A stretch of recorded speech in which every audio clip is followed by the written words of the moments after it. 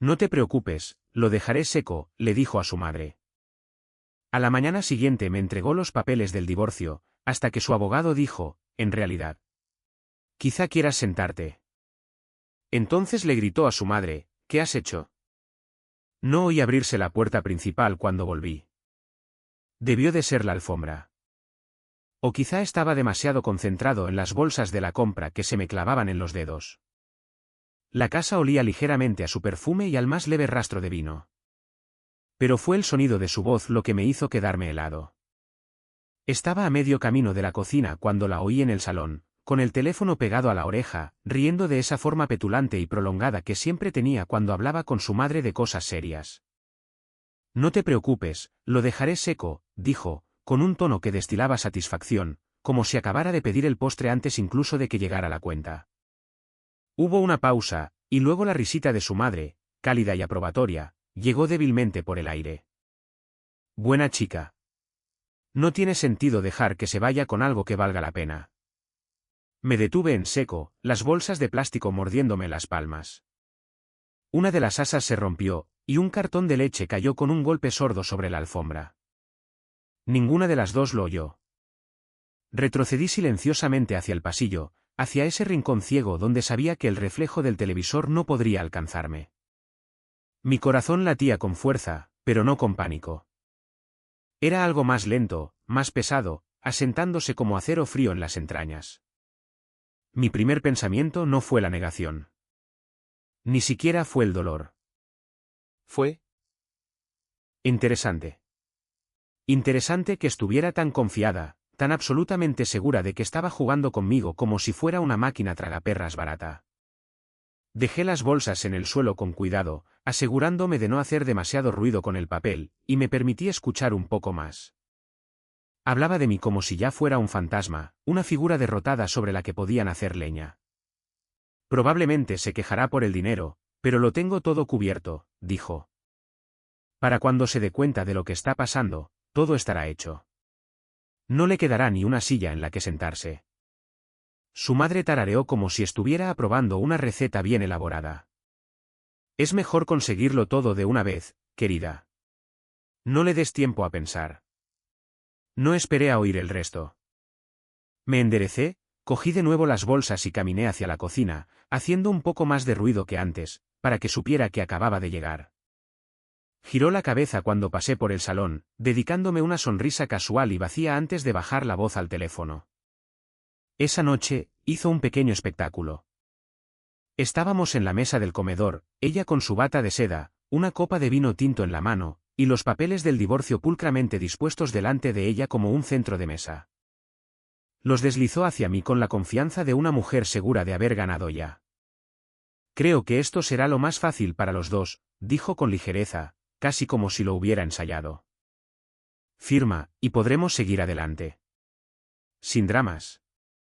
Bajé la vista a los papeles, y luego la miré a ella. Esperaba una pelea, quizá ira, algún intento desesperado de negociar. Pero simplemente cogí el bolígrafo, firmé donde ella había marcado y se los devolví sobre la mesa. ¿Eso es todo?, preguntó, levantando una ceja sorprendida.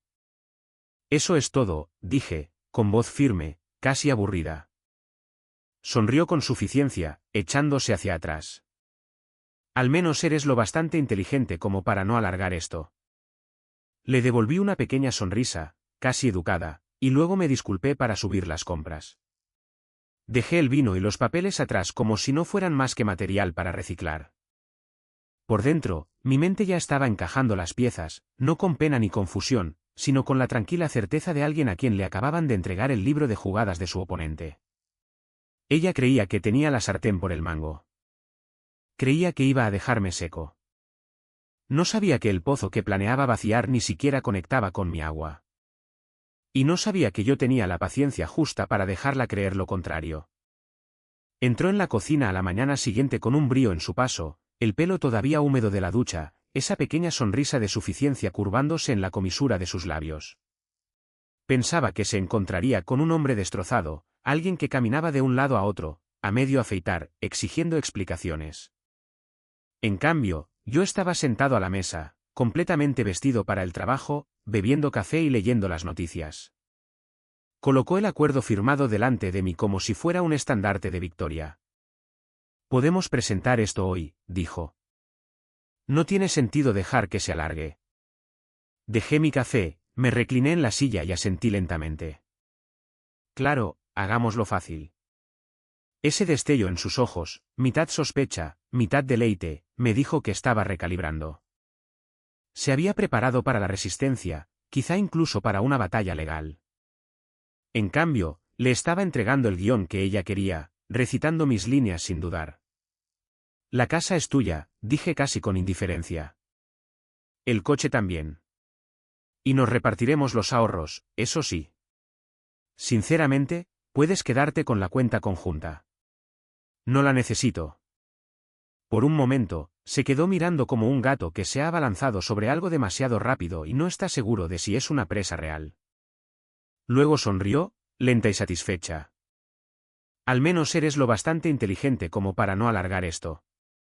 Le devolví la sonrisa, pero la mía era diferente. Más pequeña, más discreta, el tipo de sonrisa que pones cuando alguien te acaba de contar el chiste de un chiste que ya conocías. No mencioné la otra cuenta. No mencioné los activos que llevaban el apellido de mi familia. No mencioné que cada dólar que ella creía que me estaba desangrando procedía del fondo más superficial e irrelevante que tenía. Hay una diferencia entre perder y descartar. Ella creía que me había desnudado. En realidad, le estaba entregando las sobras. Fuimos juntos al notario más tarde ese día. Por el camino, habló de cómo redecoraría la casa. Algo más moderno, ya sabes, borrón y cuenta nueva. Asentí como un hombre demasiado cansado para preocuparse. Por dentro, imaginaba las escrituras, los documentos del fideicomiso, el lenguaje en el que mi padre había insistido al crearlos. Los derechos de beneficiario no transferibles terminan con la separación matrimonial. Nunca había pisado la oficina del fideicomiso. Ni siquiera sabía que existía. La casa, el coche, las cuentas que tanto le entusiasmaban, eran migajas. Mis verdaderos activos estaban detrás de un muro frente al cual ella ni siquiera sabía que estaba. Cuando presentamos los papeles, prácticamente salió saltando de la oficina, con la mano apoyada en mi brazo. Para el empleado, probablemente parecíamos una pareja amistosa que se separaba. No se dio cuenta de cómo miré el reloj, contando hacia atrás en mi cabeza. Cada sonrisa que me dedicaba era combustible. Cada mirada de autosatisfacción era la prueba de que creía que el juego ya había terminado. La dejé seguir pensándolo porque la forma más fácil de ganar contra alguien que está seguro de la victoria es dejar que corra directamente hacia el acantilado mientras sigue saludando a la multitud. El día después de presentar los papeles, les dijo a sus amigas lo suficientemente alto como para que yo la oyera desde el pasillo que estaría malviviendo en un pequeño y estrecho apartamento cerca del polígono industrial. No la corregí. Dejé que me imaginara luchando con cucarachas y bombillas parpadeantes mientras ella se pavoneaba por su casa. En lugar de girar hacia la autopista que me habría llevado a la parte de la ciudad que ella imaginaba, conduje hacia el centro. El horizonte brillaba con la luz temprana, el vidrio y el acero atrapando el sol como cuchillas pulidas. Aparqué debajo de un rascacielos cuyo nombre, tallado en la piedra sobre las puertas, había sido mío mucho antes de que ella pudiera siquiera pronunciarlo. Carabay, el edificio de mi padre, su legado. El vestíbulo de mármol estaba en silencio, el aire fresco y con un ligero aroma a cera de limón. La recepcionista no necesitó mi nombre. Se levantó en cuanto entré, con voz cálida pero respetuosa. Buenos días, señor Carabay. El abogado le está esperando. Arriba, las oficinas del fideicomiso se extendían amplias y deliberadas. El tipo de espacio que te hacía sentir pequeño si no pertenecías allí. Para mí, fue como entrar en una habitación cerrada con llave cuya llave había llevado toda mi vida. El abogado, de pelo plateado y ojos agudos, se levantó de su escritorio con una sonrisa que transmitía tanto simpatía como aprobación. Entiendo que está listo para proceder, dijo. Ocupé la silla de cuero frente a él, apoyando las manos en la madera pulida. Active la transferencia de la herencia. Mi voz era uniforme, sin ceremonias. Sus ojos brillaron, y por un momento, se permitió una pequeña sonrisa, casi conspiradora. Se va a llevar una sorpresa. No le devolví la sonrisa. No porque no estuviera de acuerdo, sino porque no se trataba de regodearse, todavía no. Se trataba de precisión. Mi padre no había confiado en la suerte ni en la emoción.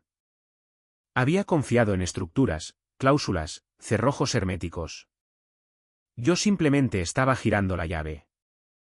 La documentación ya estaba preparada, mi nombre impreso limpiamente en cada página. El fideicomiso había estado inactivo, esperando un desencadenante específico. La condición de mi padre de que no se pudiera acceder a ningún fondo mientras estuviera legalmente casado, una cláusula que había añadido después de ver a demasiados hombres de nuestra familia perderlo todo por enredos románticos. Firmé cada página con cuidado, sin prisas, cada trazo del bolígrafo un silencioso acto de reclamación. Sin florituras dramáticas, solo tinta sobre papel. Cuando terminé la última firma, el abogado colocó un sobrepesado delante de mí. Documentos que confirman su estatus de beneficiario único con efecto inmediato. Esto, dijo, golpeando la carpeta, es intocable.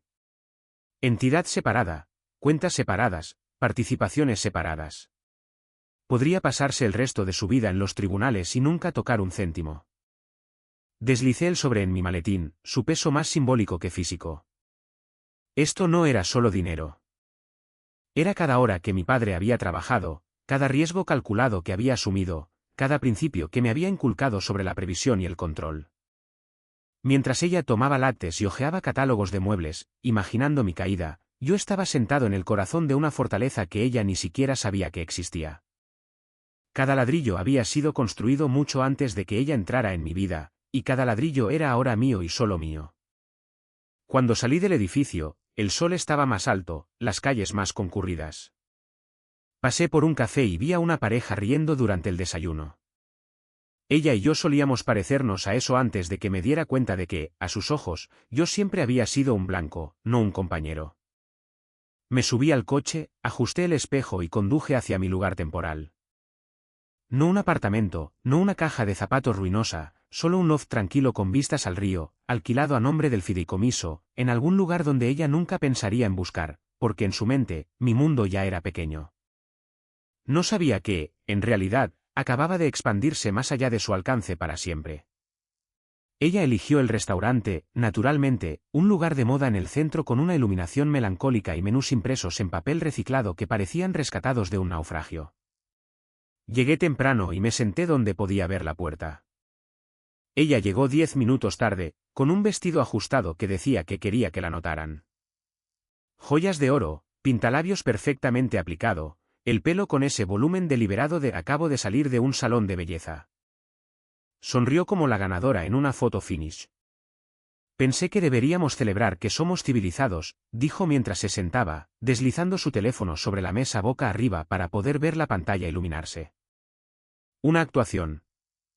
Ya esperaba mensajes de felicitación de amigos que pensaban que había conseguido el divorcio de la década. Yo llevaba una simple camisa de botones, con las mangas remangadas una vez, sin corbata, sin un reloj que mereciera la pena mencionar. Parecía un hombre en transición, que es exactamente lo que quería que viera. El camarero trajo agua, menús, una sonrisa que se detuvo en ella el tiempo suficiente para que se regodeara. Pidió un cóctel caro sin mirar el precio. Yo me quedé con el whisky. ¿Solo? Esto no tardará mucho, dijo después de un sorbo. Solo unos pocos detalles que finalizar. Una vez que tengamos el cheque del acuerdo, podemos presentarlo en el juzgado. Me alegro de que estemos evitando el drama. Estás manejando esto como un adulto. Asentí, cortando mi filete. Siempre dijiste que necesitaba aprender.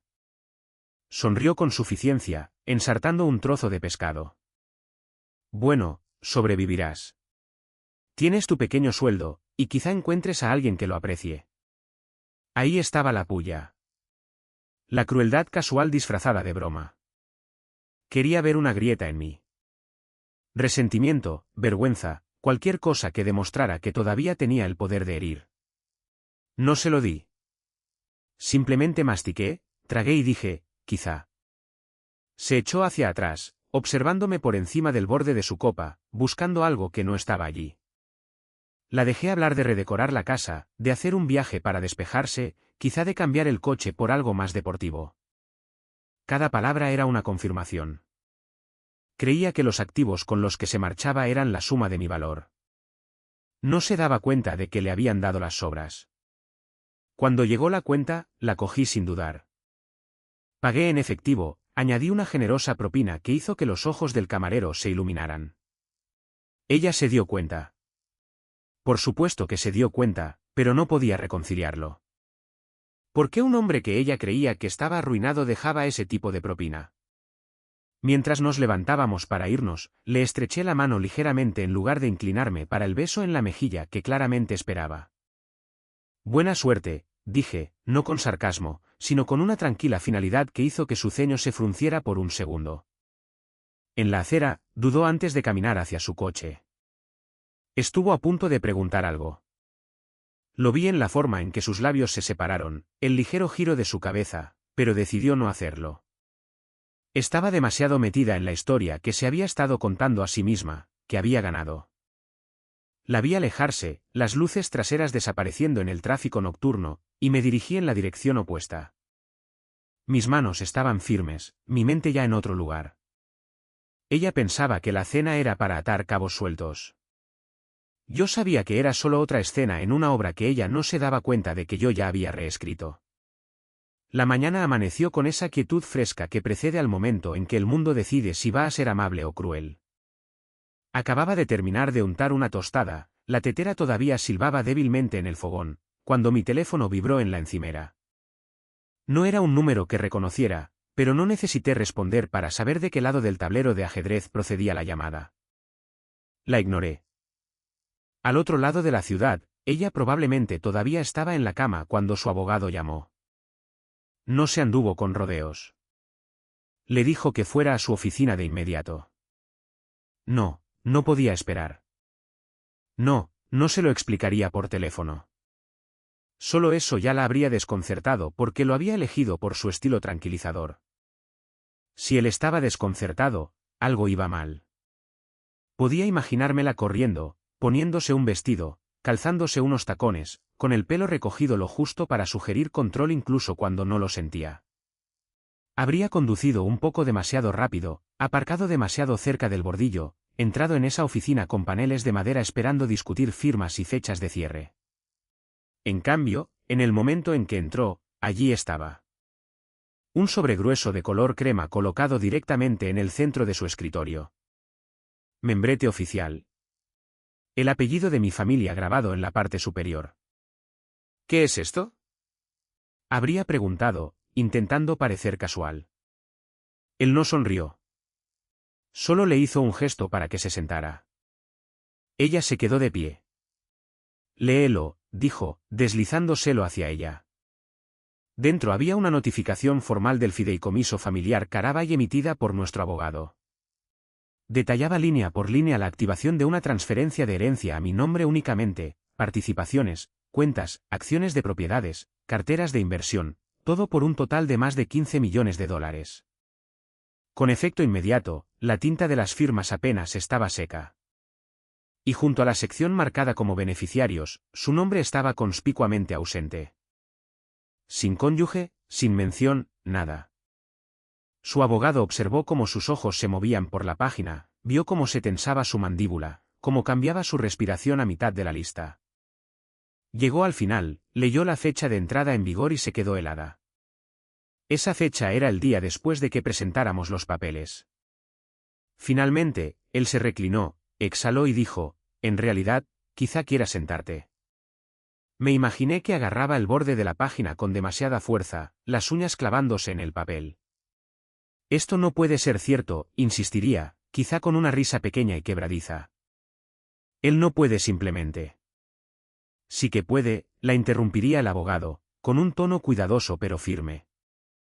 Estos activos eran inaccesibles durante su matrimonio. Se convirtieron en su única propiedad en el momento en que se presentó la separación. Legalmente, usted no tiene ningún derecho. Su pulso debía de retumbarle en los oídos. Habría intentado invocar ese tono agudo y condescendiente que usaba cuando estaba acorralada, pero no hay actuación posible cuando el público conoce el guión mejor que tú. Ya no estaba tratando con un marido al que creía poder manipular. Se enfrentaba a la letra de la ley, tallada en cláusulas décadas antes de que ella siquiera supiera mi nombre. Mientras tanto, yo estaba sentado en la mesa de mi cocina, con el café enfriándose a mi lado, leyendo el periódico. Supe el momento exacto en que se enteró porque mi teléfono se iluminó de nuevo, su nombre esta vez, parpadeando en la pantalla. Dejé que sonara, luego otra llamada, y otra. La imaginé sentada allí, mirando el número, preguntándose si podría salir de esta con un farol como había hecho con todo lo demás. Pero incluso ella habría reconocido la forma del muro contra el que acababa de chocar. No se movía, y no había puerta. Para cuando salió de su oficina, sabía que sus manos estarían temblando. No de miedo, no exactamente, sino del primer atisbo real de algo que no podía controlar, manipular o conseguir con su encanto. Para alguien que había estado tan segura de tener todas las cartas, la revelación debió de caer como una piedra en aguas profundas. Terminé mi tostada. El día fuera parecía más brillante de lo que había estado en semanas. No llamó a la puerta. La puerta principal traqueteó contra el marco cuando la empujó para abrirla, sus tacones golpeando la madera como si quisieran dejar marcas. Su perfume llegó al aire antes que su voz. Aguda y desgarradora. ¿Me ocultaste esto? Sin saludo, sin preámbulos, solo un grito diseñado para marcar el tono. Todavía agarraba la notificación del fideicomiso, con los bordes arrugados donde sus dedos se habían clavado. Sus mejillas estaban sonrojadas, no con el delicado rosa de la vergüenza, sino con el rojo irregular de alguien cuyo plan acababa de torcerse. No me molesté en levantarme. Estaba sentado en el sofá con una carpeta en mi regazo, los papeles extendidos pulcramente sobre la mesa de café. La miré como se mira un cambio de tiempo inesperado. Leve curiosidad, sin alarma. No, dije con calma. Nunca preguntaste. Eso la hizo estremecerse más de lo que esperaba. Abrió la boca, lista para la siguiente acusación, pero no le di espacio para construirla. Y no era mío hasta ahora. Sus ojos se movieron rápidamente, buscando alguna grieta en mi declaración, algún ángulo que pudiera atacar. No encontró ninguno. Esa nota pálida se deslizó en su piel entonces, drenando el calor de su rostro. Apretó la mandíbula, pero la palabra que quería no salía. ¿Lo sabías? Intentó finalmente, pero sonó débil. Cogí la carpeta que tenía delante, deslicé el acuerdo de divorcio firmado sobre la mesa para que se detuviera a centímetros de su mano. ¿Aún quieres proceder? El silencio que siguió fue lo suficientemente largo como para oír el leve zumbido del frigorífico, el tráfico apagado del exterior. Se quedó mirando los papeles como si pudieran reorganizarse si esperaba lo suficiente. Tragó saliva. Lento, deliberado, como si le doliera. Esto no es. Es exactamente lo que querías, la interrumpí, mi voz tan tranquila como si estuviéramos hablando del tiempo. Te precipitaste. Estabas tan ansiosa por acabar conmigo. No comprobaste el tablero primero. Su agarre en la notificación del fideicomiso se aflojó. La página se deslizó de sus dedos, revoloteando hasta el suelo entre nosotros. No la miré. Por primera vez desde que empezó toda esta farsa, parecía pequeña. No físicamente. Seguía de pie con ese vestido entallado, los hombros erguidos, pero algo en la forma en que sus ojos se movían me dijo que había sentido como el suelo se inclinaba. ¿Crees que esto lo cambia todo? Intentó, pero ni siquiera ella parecía convencida por su propia voz. Me recliné, apoyando las manos en el brazo del sofá. Ya lo ha hecho. No se sentó. No tocó el acuerdo de divorcio. Simplemente se quedó allí un instante más, luego se giró bruscamente, sus tacones resonando contra el suelo mientras se iba. Cuando la puerta se cerró tras ella, recogí la notificación del fideicomiso del suelo y la coloqué pulcramente encima de los papeles del divorcio. 2 trozos de papel. Uno había sido su arma, el otro la mía. Solo uno de ellos seguía importando.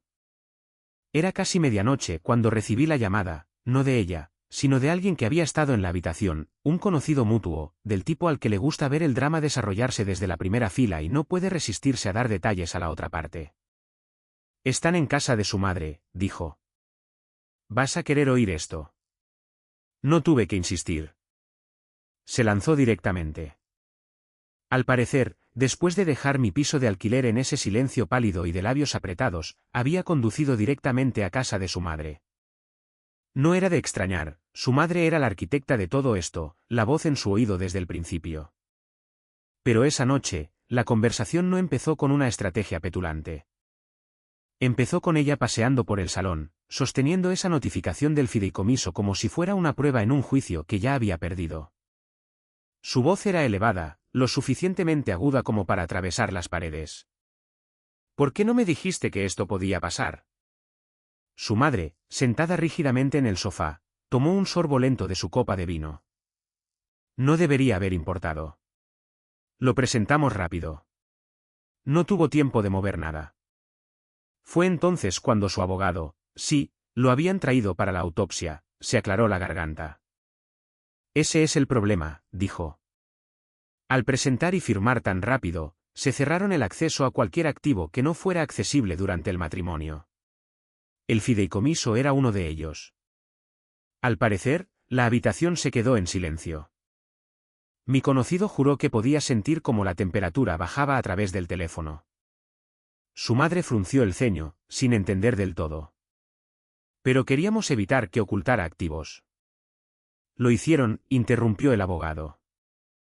Demasiado bien. En el momento en que se presentaron los papeles de separación, todo lo vinculado a ese fideicomiso se convirtió en suyo únicamente. Legalmente, no hay ningún derecho. Ninguno. Incluso si se hubieran retrasado una semana, no habría importado. Los términos del fideicomiso eran herméticos. Hubo una pausa, luego el sonido de sus tacones en la madera mientras se volvía hacia su madre. ¿Qué has hecho? No era solo ira. Era traición. Del tipo que reescribe años de lealtad en un instante. Había seguido los consejos de su madre como si fueran sagrados, segura de que la llevarían a una ganancia inesperada. En cambio, había cerrado la única puerta que necesitaba abierta. Su madre se erizó, ahora a la defensiva. Te estaba protegiendo. ¿De qué? Espetó ella. De ganar. El abogado se sentó allí, con las manos cruzadas, dejando que el silencio se alargara hasta que fue casi doloroso. Sabía que no había vuelta atrás. Ninguna solución inteligente.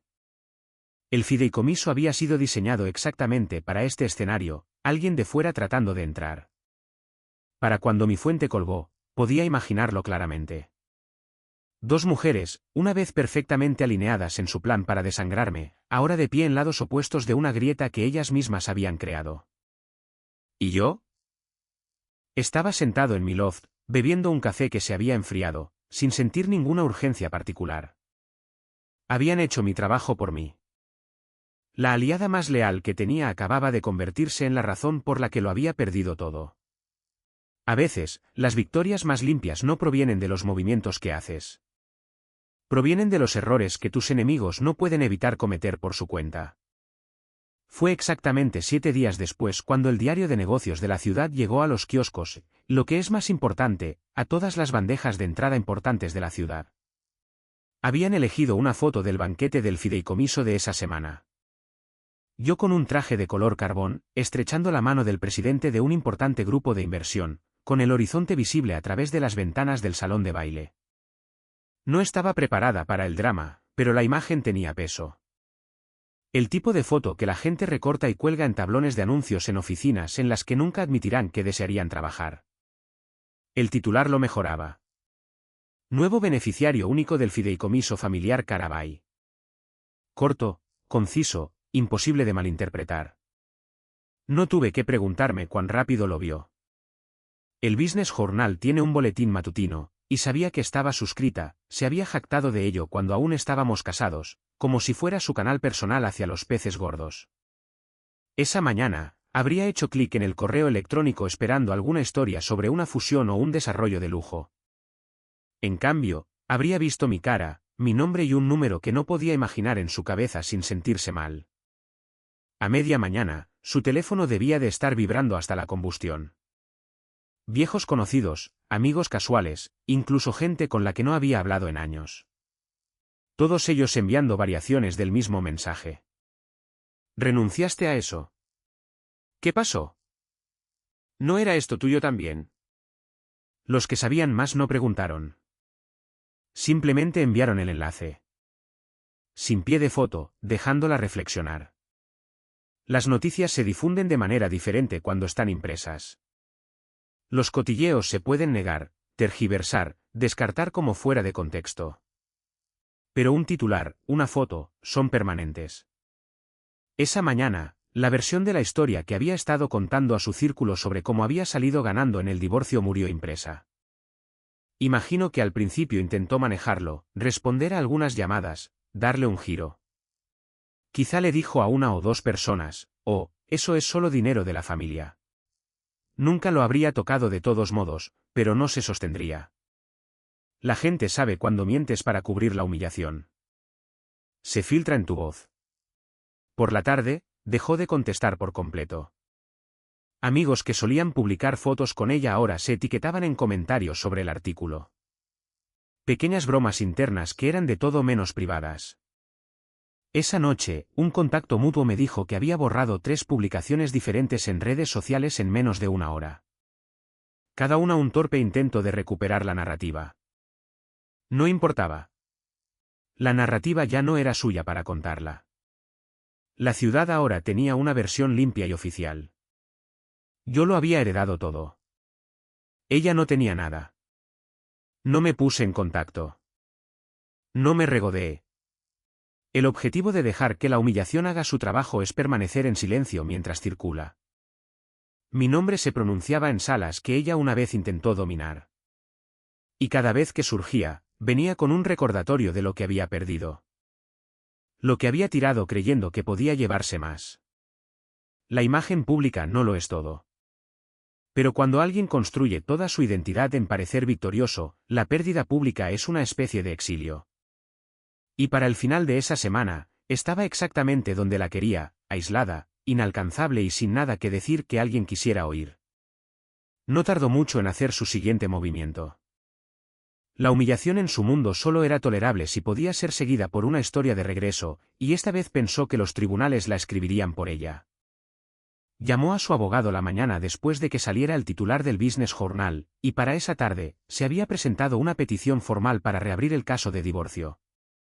El argumento era predecible, riqueza oculta. Afirmaba que yo había ocultado deliberadamente la existencia del fideicomiso, que debería haber sido considerado propiedad marital, que había sido engañada para llegar a un acuerdo. Era una jugada desesperada, pero la desesperación hace que la gente olvide cuán herméticos son los muros alrededor de ciertas fortalezas. Ni siquiera tuve que mover un dedo. Los abogados del fideicomiso, gente que había estado trabajando con el patrimonio de mi padre desde antes de que ella fuera adulta, lo manejaron como si espantaran una mosca. La respuesta llegó al escritorio de su abogado en cuestión de horas. Los fondos eran inaccesibles hasta después de que se presentara la separación legal. Bajo los términos del fideicomiso familiar Carabay, no existe ningún derecho marital sobre los activos activados después de la separación. Cualquier afirmación en contrario carece de mérito legal. Era el tipo de lenguaje que no solo cierra una puerta, la tapia. No estaba en la habitación cuando su abogado se lo leyó en voz alta, pero alguien que sí lo estuvo me dijo que el aire pareció escapársele. Se quedó sentada, perfectamente quieta, mientras él se reclinaba en su silla, con las gafas colgando de una mano. No hay nada más que hacer, dijo. No podríamos intentar otra cosa. No quizá haya una apelación, solo esa frase plana y final. Y lo decía en serio. No gritó. No discutió. Sus hombros simplemente se desplomaron. Un pequeño movimiento involuntario, pero que dijo más de lo que cualquier rabieta podría haber dicho. En ese momento, entendió no solo que había perdido, sino que la pérdida era permanente. Por su propio diseño, había apresurado el proceso, había renunciado a su única baza y había pasado de largo por la puerta cerrada que contenía todo lo que quería. Ahora estaba en el lado equivocado, mirando piedra y acero sin ninguna llave a la vista. Salió de su oficina en silencio, y por una vez, no hubo ninguna llamada mía después. Ningún mensaje, ningún intento de recuperar alguna superioridad moral. Cualquier lucha que pensara que tenía se había ido. Más tarde esa noche, me serví una copa y me senté junto a la ventana de mi loft, mirando el río. Las luces de la ciudad brillaban en el agua, y en algún lugar al otro lado de la ciudad, ella probablemente estaba sentada en esa gran casa que creía haber ganado, dándose cuenta de que ahora solo eran paredes y muebles, sin fideicomiso, sin derecho futuro. Sin historia que contar que no terminara con su propio error. No fue una venganza en el sentido tradicional. Sin gritos, sin drama judicial, solo la tranquila certeza de que el juego había terminado.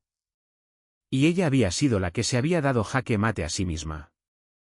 El banquete se celebró en el mismo salón de baile que mi padre había usado durante décadas. Techos abovedados, candelabros de cristal, una vista del horizonte que parecía casi escenificada. El aire estaba cargado con el aroma de la madera pulida y el vino caro, el tipo de atmósfera donde cada apretón de manos se sentía como una transacción y cada sonrisa venía con un cálculo detrás. Ocupé mi asiento en la mesa principal, no por ego, sino porque ahora era mi nombre el que estaba en el fideicomiso. La velada se desarrolló con el ritmo habitual, presentaciones, aplausos para contribuciones benéficas, conversaciones murmuradas sobre mercados y fusiones. Asentí donde tenía que hacerlo, estreché manos cuando se esperaba, todo el tiempo sintiendo el peso de la tarjeta del discurso en el bolsillo de mi chaqueta. Cuando el presidente me presentó, me levanté sin ceremonia, caminando hacia el podio con la misma calma que había tenido la noche en que ella deslizó esos papeles de divorcio sobre la mesa. Podía sentir un centenar de pares de ojos sobre mí. Algunos curiosos, otros calculando lo que mi nueva posición significaba para ellos. No leí la tarjeta. En cambio, apoyé ligeramente las manos en el podio y miré a la sala. La verdadera riqueza, comencé, no es solo lo que heredas. Es saber quién nunca debería compartirla. Una onda recorrió la sala. No risas, no aplausos, solo ese sutil cambio cuando la gente se da cuenta de que se les ha dado una frase digna de recordar. Dejé que las palabras flotaran allí, encontrándome con algunas miradas, dejando que cada persona decidiera por sí misma lo que quería decir. Luego levanté mi copa, una leve sonrisa tirando de la comisura de mi boca. Por el futuro.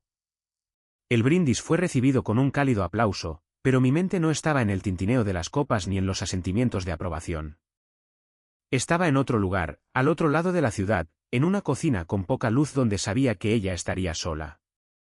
Podía imaginarlo claramente, ella con esa bata de seda que usaba cuando quería sentir que tenía el control, ahora arrugada, la casa a su alrededor silenciosa de una manera que se sentía menos como paz y más como ausencia. Una botella de vino medio vacía en la encimera, una sola copa frente a ella. Quizá había visto el banquete en las redes sociales, una foto etiquetada de mí con los otros fideicomisarios, o quizá había elegido evitarlo por completo, sabiendo que le dolería. Pero de cualquier manera, oiría mis palabras eventualmente. La ciudad tenía una forma de repetir las cosas que valía la pena repetir. Y cuando lo hiciera, aterrizarían de manera diferente a como lo habían hecho para la gente en esa sala. Para ellos, era una frase sobre prudencia y legado. Para ella, sería un espejo, mostrándole el momento en que había apostado todo a la arrogancia y había perdido. El eco de sus propias palabras, lo dejaré seco, sería ensordecedor en esa cocina vacía. No necesitaba que viera mi cara o escuchara mi voz en persona. El daño estaba hecho. Los muros estaban sellados. Y la llave había sido fundida mucho antes de que ella supiera que la necesitaba. No solo había fracasado en tomar lo que quería. Había construido la barrera que la mantenía fuera.